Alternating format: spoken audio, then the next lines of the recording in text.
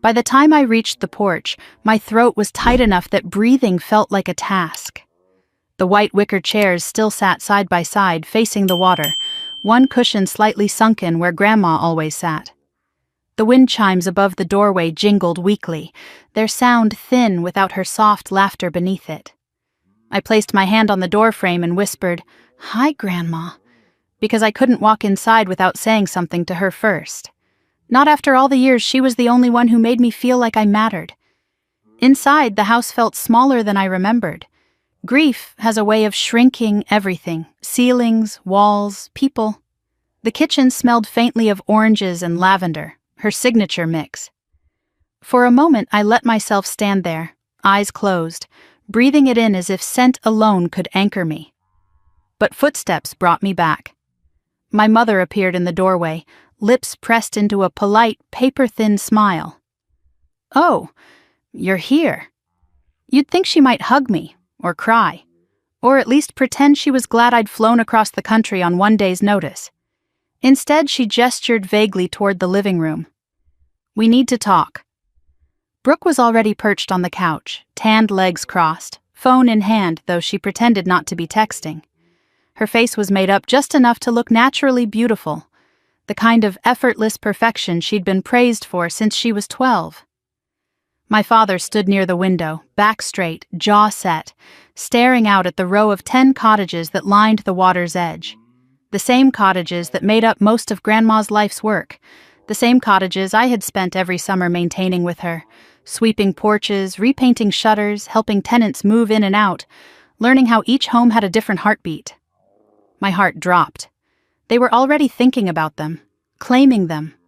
I took a seat across from them, feeling suddenly like a stranger in the house where I'd learned to braid my hair and bake cornbread and fix a broken fence post without asking for help. All those small lessons that ended up becoming the backbone of the life I built miles away as a software engineer in Austin. A life I chose because independence was safer than needing people who didn't notice when you slipped through the cracks. My father cleared his throat, a sound I'd heard before every disappointment he ever delivered. "We've discussed the estate." Estate. Not Grandma. Not her name. Not her life. Estate. My mother folded her hands on her lap. "We're going to take care of everything. The cottages, the finances, her belongings, all of it." I blinked. I thought we'd go through things together." She smiled coolly. "There's no need for that." I felt the air leave my lungs, slow and heavy. "Did she leave a will?" Brooke let out a soft scoff, as if I'd asked something offensive. My mother didn't even hesitate. "No, there's no will. Everything passes to us automatically." Automatically. Like none of it mattered. Like 40 years of love and community and service were something you could just scoop up and claim without blinking. "But she talked about updating her paperwork," I said quietly. "She told me months ago she was organizing everything." My parents exchanged a look. A quick, sharp one, the kind that says, "She remembers more than we wanted her to." My father's voice tightened. "She must not have done it." "She would have told you if she had," Brooke added, flipping her hair. "She wouldn't hide something from you, right?" My stomach twisted. That was exactly what they wanted me to believe. That anything I couldn't prove didn't exist. That Grandma leaving something for me was just a fantasy. But something in my bones rejected it outright. "She was a planner," I said. "She labeled every drawer. She kept receipts for 20 years. She wouldn't leave her homes without instructions." My mother's expression cooled another few degrees. "Well, she did. You've been away so long, Harper. You wouldn't know." There it was. The old weapon. The same one she'd used since I left home at 17. The accusation that my independence was abandonment, that my distance was selfishness, that the job and life I built were proof I didn't belong to this family anymore. I straightened my spine. "I'd like to see whatever paperwork you have." "There's nothing you need to see," my mother said quickly, a sharpness slipping into her voice. "We've handled it." "Handled what?" I asked. Brooke rolled her eyes. "God, Harper, why are you being difficult? Mom and Dad are doing the responsible thing." Responsible? The word made me want to laugh and scream at the same time. My father finally turned from the window, his face as unreadable as stone. You're not involved in this. You've built your own life elsewhere. Let us take care of what's ours. What's ours? I repeated slowly. Grandma meant the cottages to be for the community, for the tenants she cared for us, my mother snapped. After everything we've done for this family, we deserve something. Everything they've done. Meaning raising Brooke like a porcelain doll while treating me like the house pet that kept finding its way out the door. Meaning the years they dismissed every award I earned while celebrating Brooke's lowest level accomplishments as if they were Nobel Prizes. Meaning the reason I learned early that I had to build my own life, my own career, my own backbone. I looked at them, really looked. My mother's tight smile, my father's clenched jaw, Brooke's careless entitlement. And I realized, with a clarity that felt like a knife slicing through fog, that this conversation wasn't new. It had been happening my whole life, just with different subjects, different stakes. Grandma didn't raise me to step aside, I said quietly. Brooke scoffed again. She raised you to fix things and paint shutters, congrats. My hands curled into fists in my lap, but I didn't let anger speak for me. I learned long ago that anger only made them feel justified. What they couldn't stand, what always unsettled them, was honesty spoken without shaking. I want to see her documents, I said again, steady. My mother stood abruptly, gathering a stack of folders from the coffee table. There's nothing here for you. I reached for them, but she pulled back sharply, her lips tightening like she was hiding something inside them. And then she said it, the line that snapped something open inside me. You should be grateful we're not asking you to help pay for the funeral.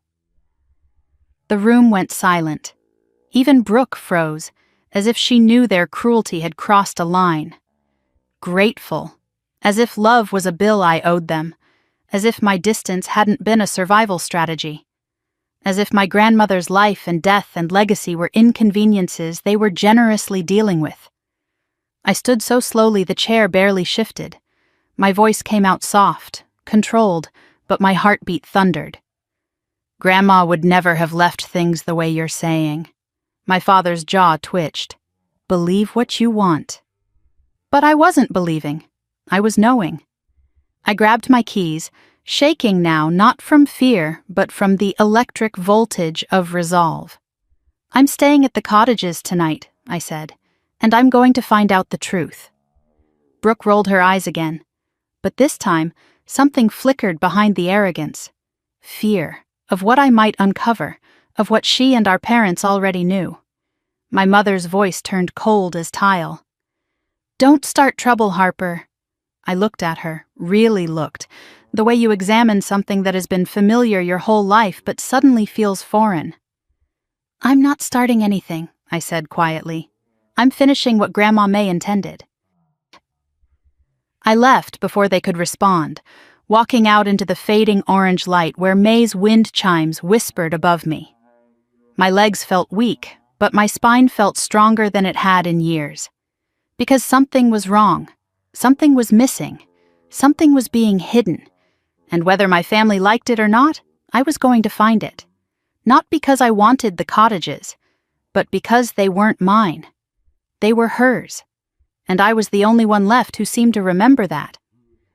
I hadn't planned on driving straight to the cottages after leaving my parents' house, but my body took the turns without asking my mind for permission. The sun was dipping low by the time I pulled up beside Cottage 1, casting the row of pastel homes in soft coral light. The Florida Keys had a way of looking peaceful, even when your life was tilting off its axis, and for a moment I stood there trying to breathe through the tightness building in my chest. The cottages had always been my refuge. Every summer from age 7 to 17, I'd spent weeks here with Grandma May, sanding porch rails, trimming bougainvillea, fixing shutters that blew off during storms, painting trim in shades she called joyful and tacky. She believed houses were like people, the ones that carried the most stories needed the most care. And these 10 little houses carried decades of them. I walked toward cottage 4, where the gravel crunched under my shoes, and the air smelled of grilled fish from a neighbor's porch. It should have felt like home, but something about the quiet felt watched, like the walls were holding their breath. Then I saw him. Mr. Ramirez stood on his porch, watering his tomato plants the way he always did at dusk. He'd rented cottage 3 for almost 15 years. Retired Coast Guard, late 60s, tan as leather, always wearing the same faded fishing hat. When he noticed me, he lifted a hand. "Harper Lane," he called out, his voice warm but cautious. "Haven't seen you in a long time." I stepped closer to his porch steps. "Hi, Mr. Ramirez." He set the hose aside and leaned against the railing, studying my face the way people do when they want to understand how much you're hiding. "You all right? You look like someone stole your compass." It was such a simple thing to say, but it hit hard. I swallowed and nodded. "Just a long day." He didn't push. Good men rarely do. Instead, he motioned me to sit beside him on the steps. I did. "You hear about May?" he asked softly. I nodded. "Yeah." "She was a good soul," he said, eyes lifting toward the orange horizon. "That woman saw the best in broken people." I blinked against the sting in my eyes. "She did." After a moment, he sighed. "Your parents came by the day after she passed. Told folks they'd be taking over management." My heart thudded. "Already?" He nodded once. "Sounded like they had plans, but not the kind your grandmother would approve of." The ache in my chest sharpened. "Did Grandma ever talk to you about a will?" He went quiet for a long beat. Then he nodded again, slower this time. "She said she was meeting someone to make it official. Said she didn't want these homes falling into the wrong hands." My breath caught. "She said that?" His eyes met mine with the kind of sincerity that doesn't bend. Clear as day. A warm breeze drifted past us, carrying the scent of jasmine. But something cold was climbing up my spine. If she truly signed something, then my parents were lying. Not mistaken. Lying. Mr. Ramirez patted my shoulder. "May trusted you, Harper, more than anyone."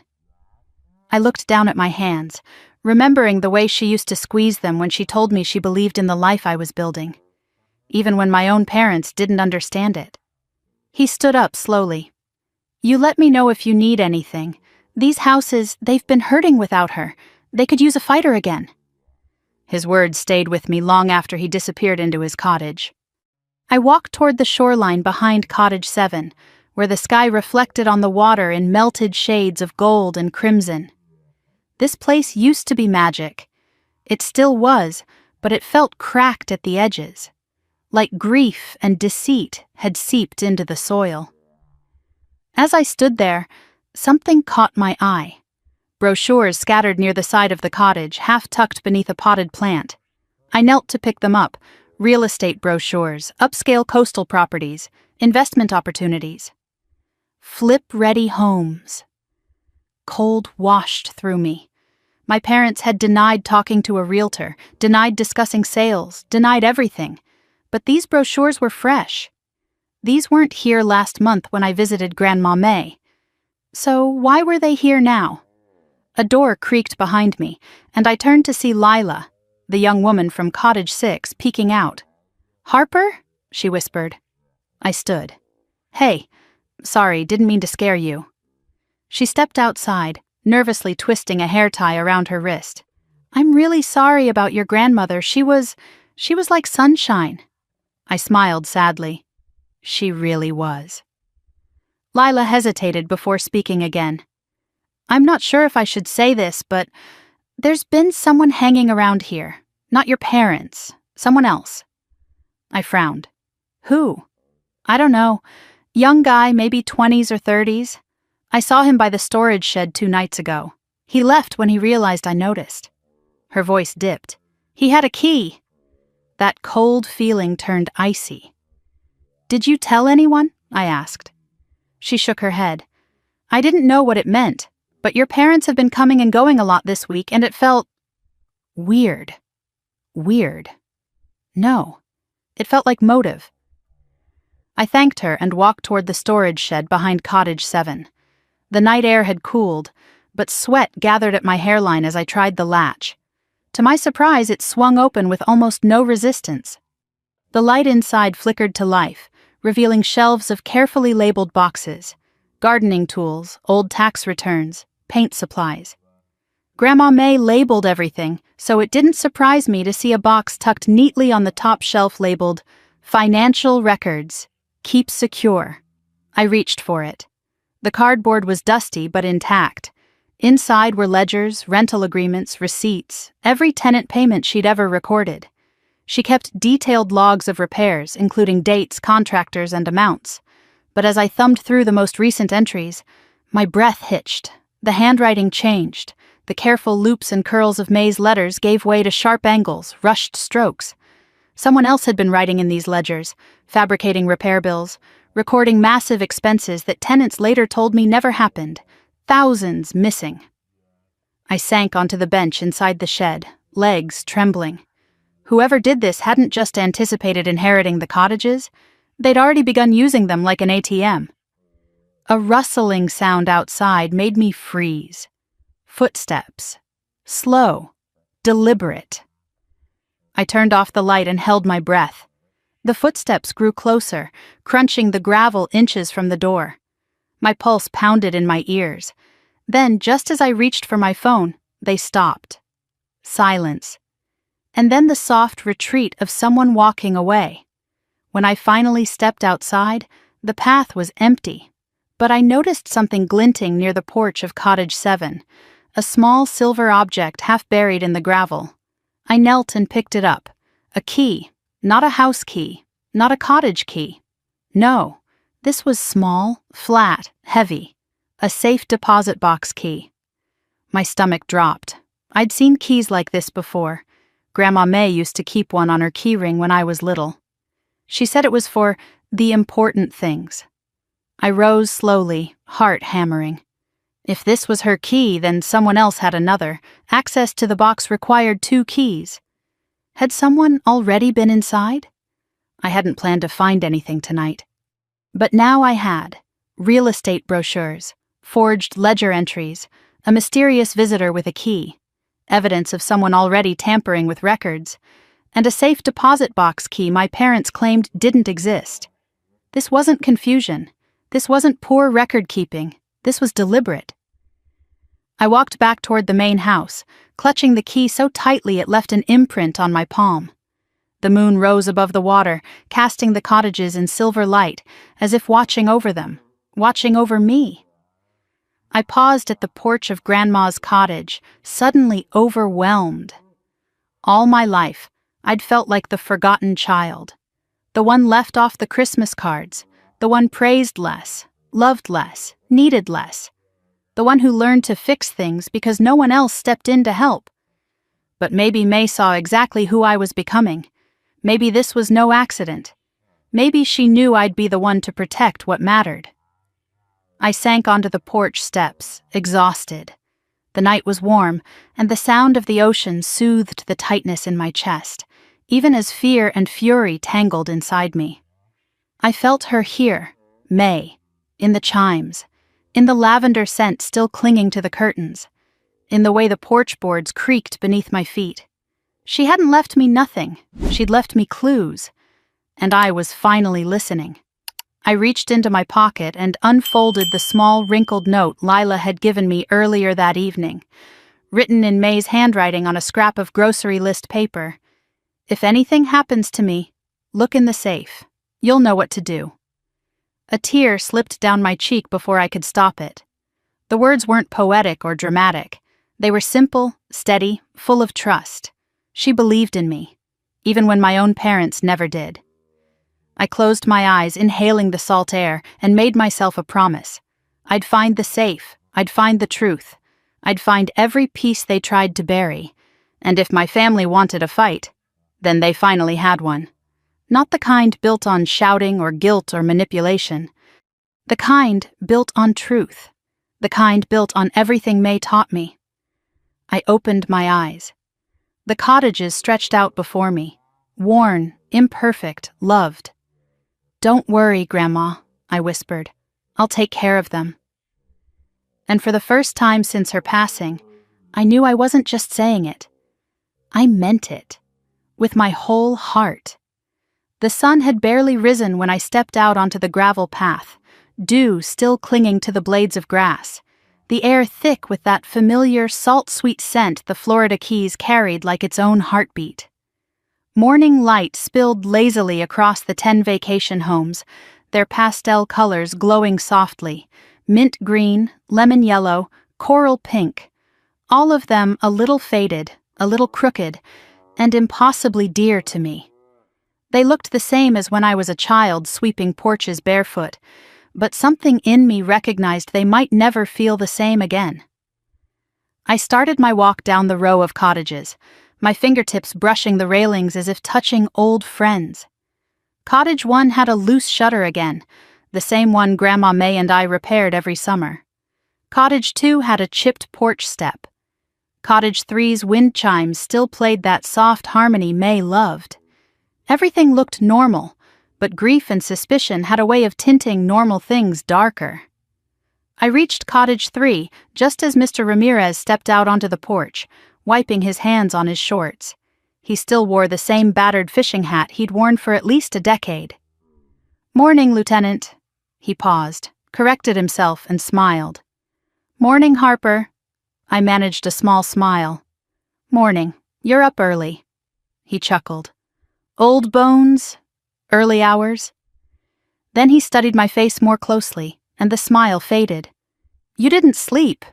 There was no point pretending. "No." "Thought so," he said. "You got the look of someone carrying something heavy." I glanced toward the ocean instead of answering. He didn't push, just nodded as if to say he was there if I needed him. Before I could speak again, a door creaked open behind him. Mrs. Holloway shuffled out onto her porch across the path, wrapped in a faded rose-colored robe, holding a steaming mug between her palms. "Harper, sweetheart," she called, her voice trembling with warmth. "Come here and let me look at you." I crossed the path and climbed her steps. She cupped my cheek as soon as I stood close enough. "Oh, honey," she whispered, "May would be so proud of you coming all this way. She talked about you every week." My throat tightened. "I miss her." "I know you do." She squeezed my hand gently.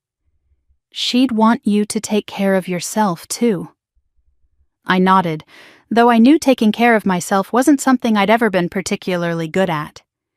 As if sensing my thoughts, she added, "You're more like May than you realize." Before I could ask what she meant, she glanced around cautiously, then leaned closer. "She told me, you know," she whispered, "about the will, about wanting things official." My breath caught. "She told you that?" "Oh, yes. Said you had the heart for this place. Said your parents didn't understand people, only money." Her words echoed what Mr. Ramirez had told me, amplifying my growing dread. If multiple tenants knew May wanted things formalized, then my parents had lied. They hadn't just misremembered or misunderstood. They'd erased something. A soft voice interrupted us. "Ms. Harper?" I turned to see Tariq, the young tenant from Cottage 8, standing at the base of the porch steps with a shy smile. "Morning," I greeted. He stepped forward, rubbing the back of his neck. "Lila told me you were here. We just wanted to say, May helped us when no one else did. She kept our rent low when my mom was sick. If you need anything from us, anything, you just ask." His sincerity was so open, so raw. It lodged itself inside my heart. "Thank you," I whispered. My tenants, no, Grandma's tenants, were more than neighbors. They were people she'd chosen to shelter, guide, and love, and now they were trusting me. By the time I left them and continued down the row, the sun was higher, casting sharp shadows beneath the palms. But the warmth did nothing to settle the chill running down my spine. The cottages felt familiar, yet wrong in ways I couldn't quite name.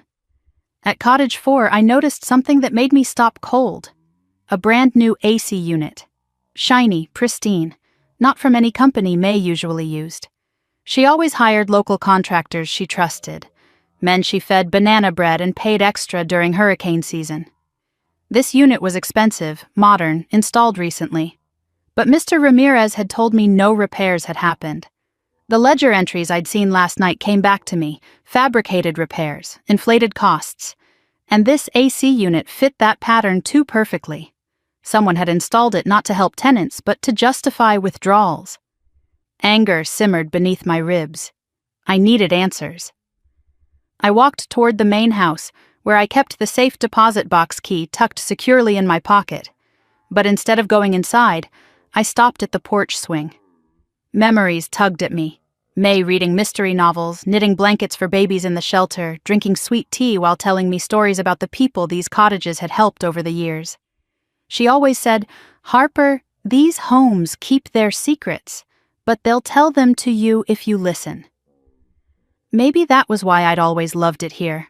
Maybe that was why she trusted me. Inside the house, the citrus lavender scent clung like a fading echo of her. The kitchen wallpaper, yellow with tiny blue flowers, seemed a little dimmer, but still her. I moved into the small office she kept beside the pantry. Her handwriting was everywhere, on sticky notes, on envelopes, on the edge of a recipe card, on a list pinned above the desk, one word circled 3 times: ledger. I pulled the ledger from my bag and flipped to the pages with different handwriting. Someone had noted repairs, but I knew from tenants those never happened. Then one line struck me like a fist. Withdrawn. $4,000. Note. Ask Brooke? The breath left my lungs. Ask Brooke? No wonder Brooke had gone stiff when I mentioned paperwork yesterday. My parents weren't just hiding documents. Someone in this family had already started siphoning money. The air felt too thick, too heavy. I stepped away from the desk, pacing. May knew something was wrong before she died. She must have. Why else would she write that? And why had she kept it hidden? My eyes drifted toward the bookshelf. Something poked out, a folder shoved behind some old navy blue binders. I pulled it free. The label read, Lane Family, Personal. My heart hammered as I opened it. Inside were old photos, me painting shutters with Grandma when I was 8, Brooke posing in a frilly dress while I held a toolbox out of frame. All grit and no praise. Notes May had written, her handwriting shaky but fierce. The pages told a story she never said aloud. Harper sees hearts. Brooke sees attention. Carol sees image. Douglas sees numbers. But then, the note that froze me. Protect Harper. Don't let them sway her. She's stronger than she thinks. I sat down hard, the page trembling in my grip. Grandma had known. She'd seen it all. The favoritism, the lies, the slow erosion of trust. And she'd been preparing for something, to shield me from a battle she feared was coming. A soft knock startled me. I turned to see Lila standing in the doorway, clutching something in her hands. "Sorry," she whispered. "I thought you'd want this." She held out a small brown envelope, worn, slightly crumpled. My name was written on the front in May's handwriting. For Harper. Open when the time is right. I stared at it, throat too tight to speak. When did she leave this? "Mr. Ramirez found it under Cottage 5's porch step," Lila said. "He thought maybe it was meant for you." Though I took the envelope carefully, like it might break. My pulse raced, and for a second I wondered if opening it now was the right moment. But something in my gut said no. Not yet. I slipped it gently into my pocket. "Thank you," I said. Lila nodded and stepped back out quietly. I returned to the desk, hand resting on the envelope through my pocket, when something outside caught my eye. A shadow moving along the row of cottages. Tall, still, watching. I stepped onto the porch, squinting against the harsh sunlight. The figure paused at the far end near Cottage 10. The moment I took a step toward them, they slipped behind the building and vanished. A cold ripple moved across my skin. Someone was watching me. Maybe had been for days. For the first time since arriving in the Keys, fear curled at the base of my spine. Not the fear of losing the cottages, not the fear of confronting my parents, but the fear of being in the middle of something larger, darker, already in motion. I closed the screen door behind me, heart beating too loudly. Whatever my family started, whatever they were hiding, whatever someone else was trying to cover, it wasn't over. And I wasn't leaving. Not until I found the truth. Not until I uncovered every secret May tried to protect me from. Not until every lie my parents told collapsed under the weight of her trust in me. I stood on the porch, wind stirring my hair, staring down the row of cottages like they were a promise I was finally ready to fight for. And no matter who was watching, no matter who wanted me to stop, I was going to keep going. The bank smelled like cold metal and lemon cleaner, the kind of sterile scent that made my stomach tighten the moment I stepped inside. I didn't belong here, not with my salt-stained sandals and the safe deposit box key clenched in my sweaty palm, but I couldn't turn back. Not when this key might be the only thread left connecting me to whatever truth Grandma May tried to leave behind. The teller, an older woman with silver curls and warm brown eyes, looked up as I approached. Her name tag read, Donna, written in neat cursive. "Morning," she said gently. "How can I help you?" I swallowed. I think my grandmother had a safe deposit box here, under her maiden name, May Hollister. Her expression softened instantly. "Oh, sweetheart, I knew May for over 20 years. I'm very sorry for your loss." My throat tightened. "Thank you." She motioned me closer. And yes, she did have a box. She used it more often in the last few months. I wondered why. My pulse kicked. "Can I see it?" She hesitated only a second before nodding. "If you have a key."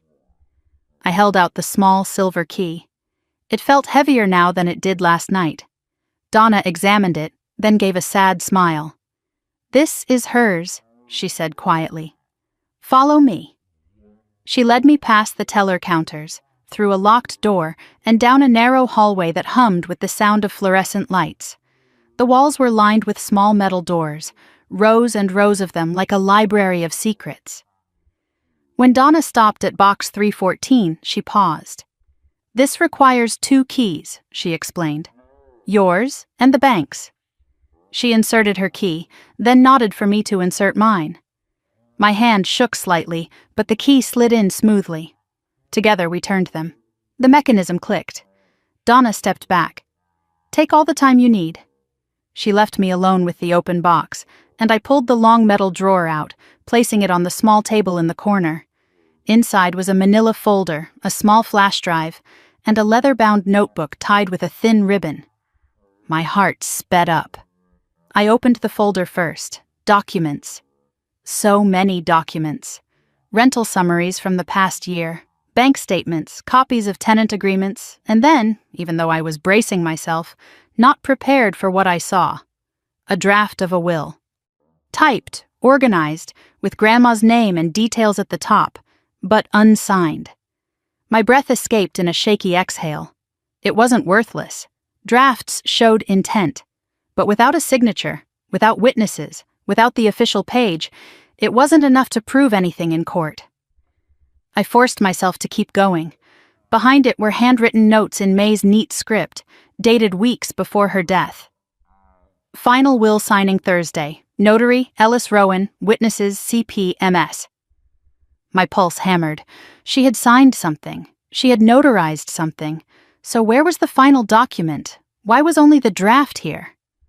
I untied the ribbon around the leather-bound notebook and opened it. Pages of thoughts, reminders, small doodles, weekly grocery lists. And then toward the middle, her handwriting changed. Slanted, urgent. "If they find this before you, the will may disappear." I stared at those words until they blurred. Disappear. She knew. She suspected. A chill crept down my spine. She was trying to warn me. I turned the page carefully. There were indentations, as if she had written something hard enough to leave marks even after tearing the page out. I shaded it with the side of a pencil lying on the table. Words slowly appeared in the graphite. "Don't trust them." My knees went weak. I gripped the edge of the table until the shaking stopped.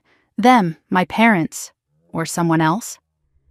I rubbed my eyes and reached for the flash drive. It was small and black, the type May never would have bought herself.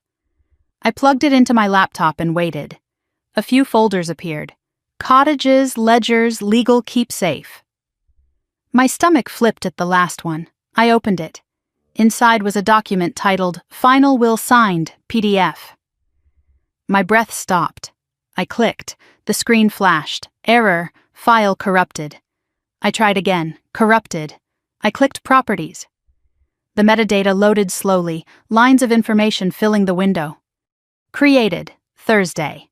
Time 4:12 p.m. Location, May's home laptop. Last accessed, my heartbeat stalled. Last accessed by carol.laneinternetmail.com. Time, 2 days after May died. My mother had accessed this file. My mother had touched the will. My mother had deleted the only digital copy. Something inside me cracked. I leaned back in the chair, closing my eyes as the full weight of betrayal pressed down on me. I thought of her face last night. Tight smile, curt tone, dismissive shrugs. We've handled it. Yes, they had handled it. Too well. I gathered the flash drive and documents, placing everything carefully back in the folder. When I stepped into the hallway again, Donna gave me an encouraging nod. I hope you found what you needed, she said softly. I didn't trust my voice, so I only nodded and walked out into the sunlit parking lot, where the heat wrapped around me like a blanket I didn't want. I sat in my car, hands on the wheel, staring at the dashboard without turning the engine on. My heart was breaking and hardening at the same time. I thought I was alone until a buzz from my phone made me jump. A message from an unknown number. Stop digging, Harper. I swallowed, the back of my neck prickling. Another message popped up. You won't like what you find. Fear curled tight in my gut, but anger burned through it almost immediately. I refused to let a coward behind a blocked number scare me off. I put the car in drive and headed straight to May's cottage. I needed to think. I needed to spread everything out, map it, understand it. Mom's access to the file, the missing final will, the handwritten notes, the new AC unit, the forged ledger entries, the real estate brochures, the strange man with a key, the tenant's stories. Every piece pointed in one direction.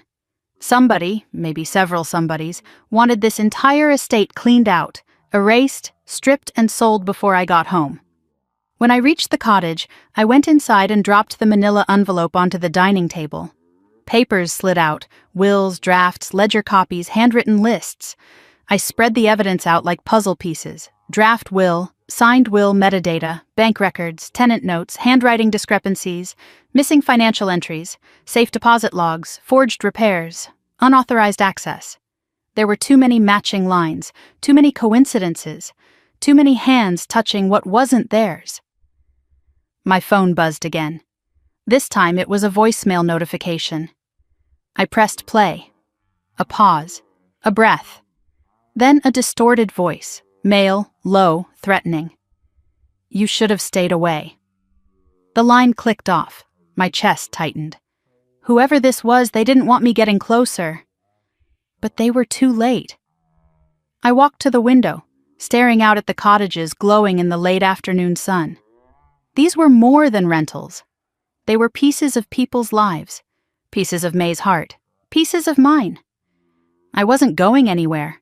I needed help, though. Someone who understood the legal weight of what I was holding. I grabbed my keys, snatched the folder from the table, and drove straight to Andrea Sloane's office. Andrea greeted me in a crisp navy blazer, her expression calm but alert.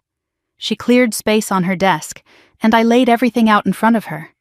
She read silently, piece by piece, lips tightening with each new document. When she finally looked up, her voice was low but steady. Harper, she said, this isn't just suspicious.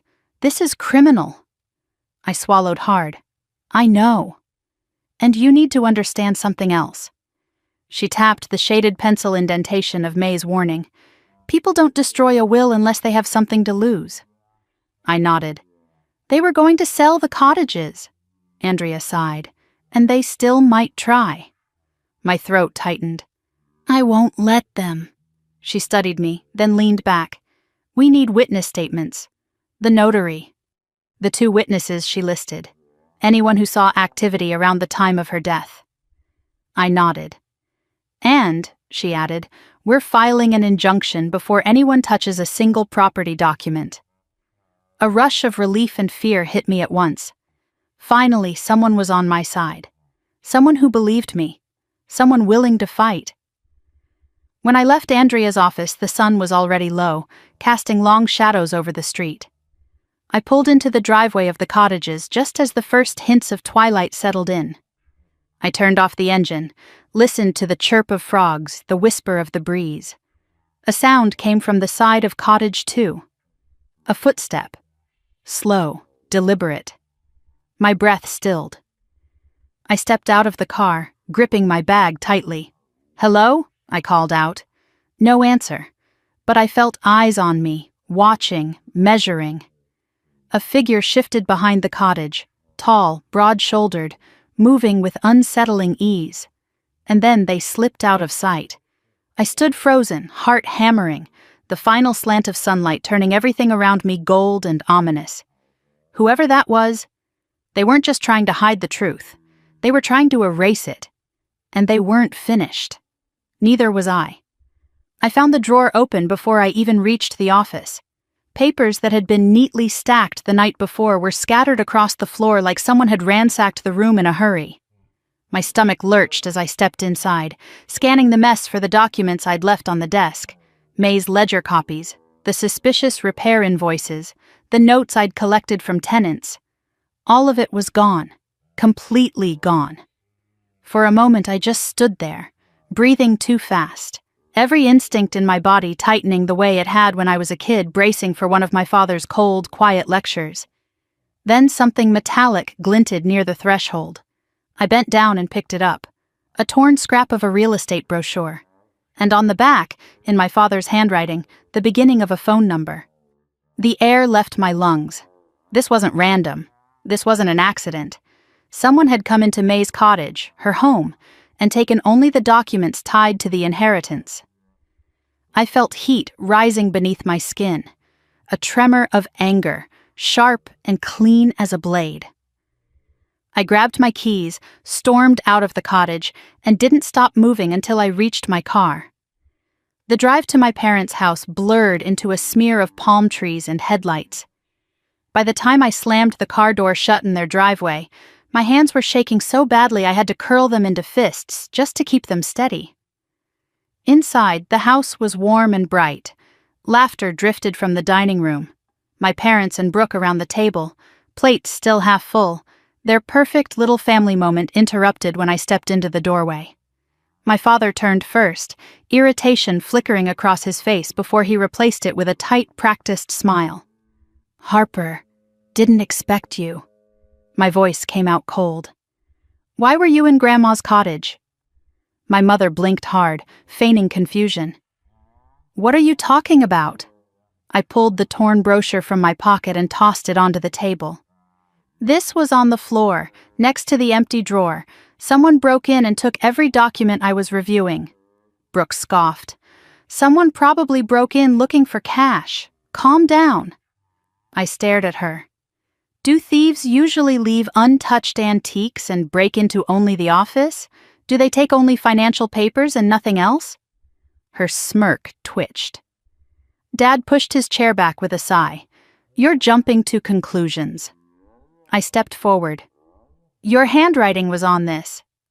His jaw clenched, barely perceptible but impossible to miss once you knew his tells. "Coincidence," he said. "Lies. Face-to-face lies, delivered without flinching. And that was somehow worse than the break-in itself." I looked at him, then at my mother, then at Brooke. 3 faces I had spent most of my life trying to make sense of. 3 people who had made me feel like an outsider in my own family. 3 people who now stood between me and the woman who had loved me more than any of them ever did. My mother leaned back in her chair, arms crossed. "Harper, you're being dramatic. You're tired. You're emotional. Losing May. Don't, I said sharply. Don't use grief as a shield for what you're doing. Her lips thinned into a straight white line. We're not doing anything, she insisted. You accessed her safe deposit box, I said quietly. Her eyes widened before she could hide it. You deleted her digital will, I continued. My father shot her a warning look, but she was already spiraling. You have no proof, she said, voice rising. You don't know what you're talking about. I took a slow breath. Then tell me why the ledger, her ledger, shows $4,000 missing with a note that says, Ask Brooke. Brooke sat up straight, cheeks flushing. That's not what it looks like. Mom said that was fine. Mom's gasp was sharp enough to pierce glass. Brooke! My father slammed his palm on the table. Enough! Silence fell, heavy, suffocating. I stared at Brooke, whose bravado had crumbled into something raw and frightened. She looked so small suddenly, so young, so clueless about the world outside her curated Instagram bubble. Where did the money go, Brooke? I asked softly. Her chin trembled. I needed it, okay? For a hotel, for a brand deal, for work. Work, I echoed. She flinched at my tone. I thought Grandma said it was fine, she whispered. Mom said it was practically mine. My heart splintered, not for her actions, but for how deeply she believed she was entitled to everything she touched. I turned to my mother. You told her that? Mom's face twisted. You were gone, Harper, off living your life. You couldn't expect us to pay attention to both of you. The words hit harder than I expected. Something inside me, something I thought had toughened long ago, cracked open. My father stood abruptly. We are not discussing family issues like this. No, I said. We're discussing legal issues. His head snapped toward me. Legal? The will, I said. The missing will, the safe deposit box, the forged repairs, the unauthorized withdrawals, the real estate brochures, and now the break-in. My mother whispered, Harper, don't do this. I stared at her, the woman who'd spent her life praising Brooke's smallest efforts and dismissing my biggest accomplishments. The woman who couldn't bring herself to hug me when I moved across the country at 17. The woman who couldn't tell me the truth if her life depended on it. You did this, I whispered back. My father's voice hardened. Watch your tone. No, I said. Watch yours. He froze.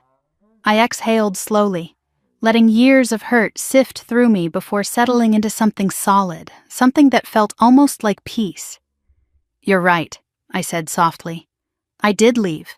I left because no matter how much I tried, I was never enough for you. And that was fine. I accepted it. Brooke blinked at me, confused.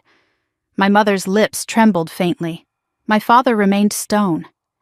But Grandma thought I was enough, I continued. Enough to help her. Enough to protect her tenants. Enough to carry on what she spent her whole life building. I leaned forward slightly. And the more you lie, the clearer it becomes how much she saw, long before I did. Something flickered in my father's eyes, something like fear. I straightened. I'm not backing down. And what do you think happens now? He asked, voice sharp. I looked him directly in the eyes. I file. I take everything I have to court. I let a judge see the truth. My mother's hand flew to her mouth. Brooke made a soft, wounded sound. My father glared. You would tear your family apart for some run-down cottages? I swallowed hard. No, I'm stopping my family from tearing itself apart. For a moment, none of them moved. None of them breathed. Then I turned toward the door. My mother called after me. Harper, wait! But I didn't. Outside, the night air hit me like a wave. Humid, salty, real. I leaned against my car for a moment, letting the tension drain from my shoulders. I drove back to the cottages with the windows cracked, letting the breeze cool my face. My anger slowly melted into something softer. Sadness, maybe. Or resignation. or the acceptance that no matter how this ended, my relationship with my family would never be the same. When I pulled into the gravel lot, the cottages glowed under the porch lights, each one a small beacon of memory and promise. I stepped out of the car, shoulders aching from the weight of everything I'd just confronted. Mr. Ramirez was sitting on his porch again, his face dipped in shadow. When he saw me, he stood. "You all right?" he asked gently. For a second, I almost said yes, but I shook my head. He walked down the steps and placed a steady hand on my shoulder. I didn't realize how badly I needed that simple gesture until my eyes burned. "You're not alone," he said. "Your grandmother built this place so you'd always have somewhere to stand." I nodded, swallowing the knot in my throat. "Thank you." He squeezed my shoulder once more before returning to his porch. I walked toward Cottage 3 and sat on the top step. The ocean whispered in the distance. A warm breeze rustled the palms. Somewhere down the row, a tenant laughed softly. And for the first time that day, I let myself cry. Not from weakness, but from the truth finally spilling out of me. They tried to take what didn't belong to them. They tried to erase a woman who spent her whole life giving, but I wasn't going to let them. Not anymore. 2 days later, the court date arrived in the mail. As I held the envelope, my heartbeat settled, not into fear, but into certainty. I would fight, and this time I wouldn't fight alone. The phone call stayed with me all night, the distorted voice repeating in the dark like a warning I couldn't turn off. By the time morning came, my body felt wired and restless, every nerve on edge. I didn't bother making coffee, didn't bother brushing the sand from the porch steps where I sat half the night. Instead, I grabbed the manila folder, slid it under my arm, and headed straight for my car. Andrea answered on the second ring. "You sound tense," she said. "I got a threat." Silence hummed through the line before her voice returned, firm and controlled. "Document it. Screenshot the number. Forward the voicemail to me. And whatever you do, don't wander around alone today." "I'm going to find the notary," I said. Andrea exhaled. "Good. That's the right next step. If the will was signed, we need confirmation from everyone involved. Be careful, Harper." I hung up, tucked the phone into the cup holder, and drove toward the address Mrs. Holloway had given me, a small yellow house with a peeling porch and a mailbox shaped like a pelican. The place looked quiet, peaceful, the kind of home where someone baked banana bread on Sundays and watered plants every afternoon. I knocked once. No answer. I knocked again, harder this time. Still nothing. I stepped back, ready to try a third time, when the door cracked open an inch. A frail voice said, "If you're here selling roof treatments, go away." "It's Harper," I said quickly. "Harper Lane." The door opened wider, revealing a tall, white-haired man leaning on a cane. His face was lined with age, but his eyes were bright, sharp, observant, unafraid. The kind of man who noticed everything. "You're May's granddaughter," he said before I introduced myself. My breath caught. "Yes," he nodded once. "I wondered when you'd come." He stepped aside and motioned me in. The inside of his house smelled faintly of old books and cedar oil. A recliner sat in the center of the living room, its cushions worn but clean. "Sit there," he said. "It cost more than my first car, and someone should enjoy it." I sat, and he lowered himself onto the sofa. His cane rested across his knees. "You're Ellis Rowan," I said. "The notary."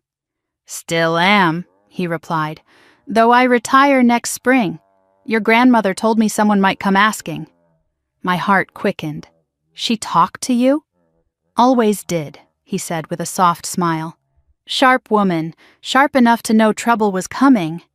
I swallowed. "Did she sign something with you?" He nodded. "A final will, at her kitchen table. She'd prepared the paperwork, and she insisted it be official.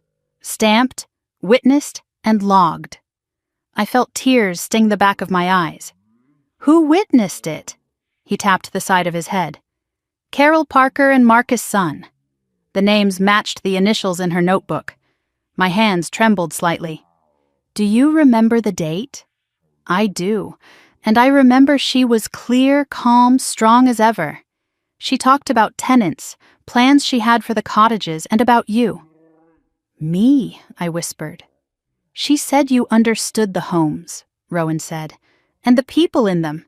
Said your parents didn't understand anything except asset value. I closed my eyes, forcing down the swell of emotion. Do you have the logbook? I asked.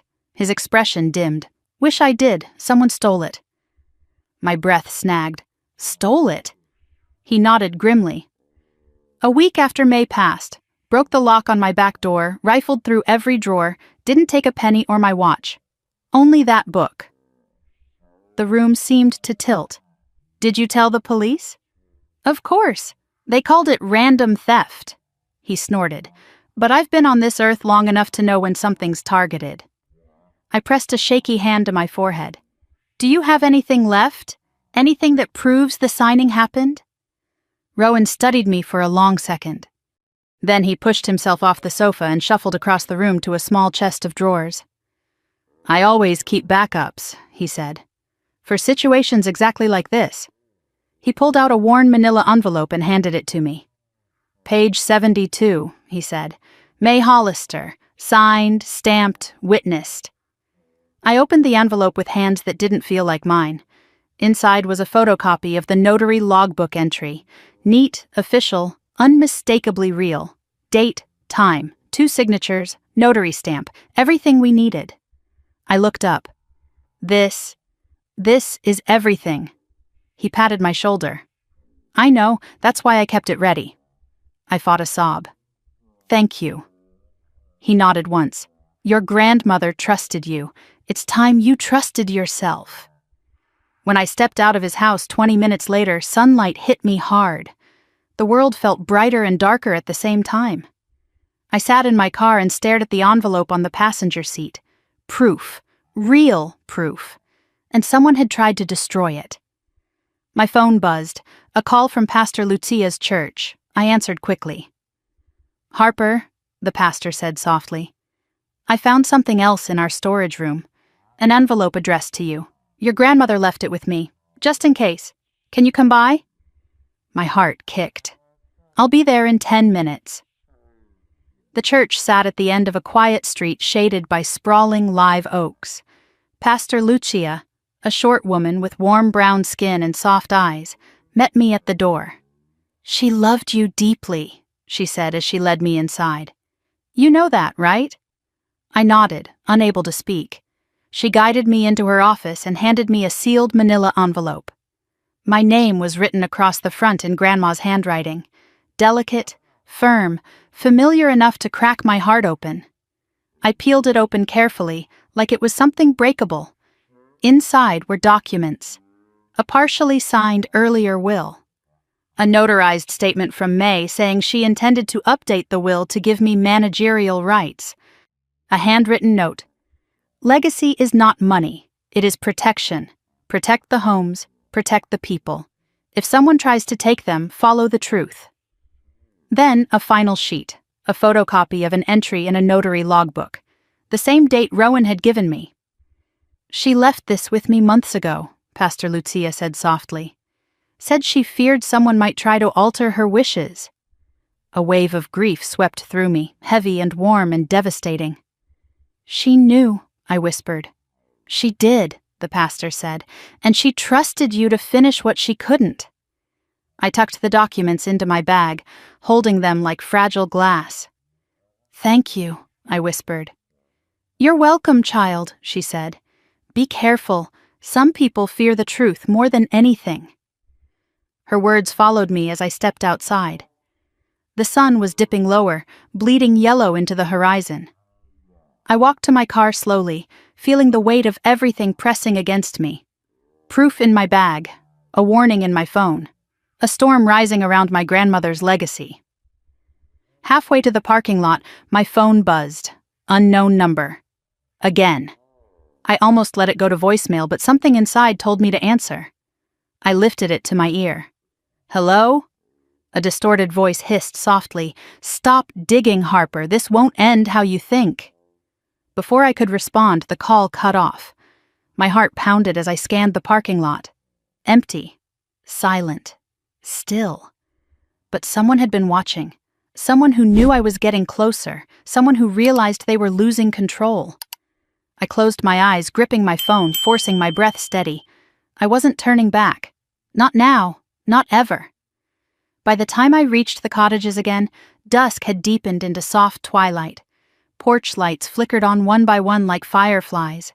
10 homes, 10 stories, 10 pieces of a legacy someone was willing to destroy to claim. I stepped out of the car, clutching the notary photocopy in one hand and May's letter in the other. When I reached the main porch, a soft breeze lifted the chimes overhead, tinging the air with their familiar melody. I paused, looking out over the cottages glowing gold in the last slant of light. "I'm here, Grandma," I whispered, "and I'm not letting them take this." Behind me, the shadows shifted. I turned, but the path was empty, only the wind, the chimes, and the ocean.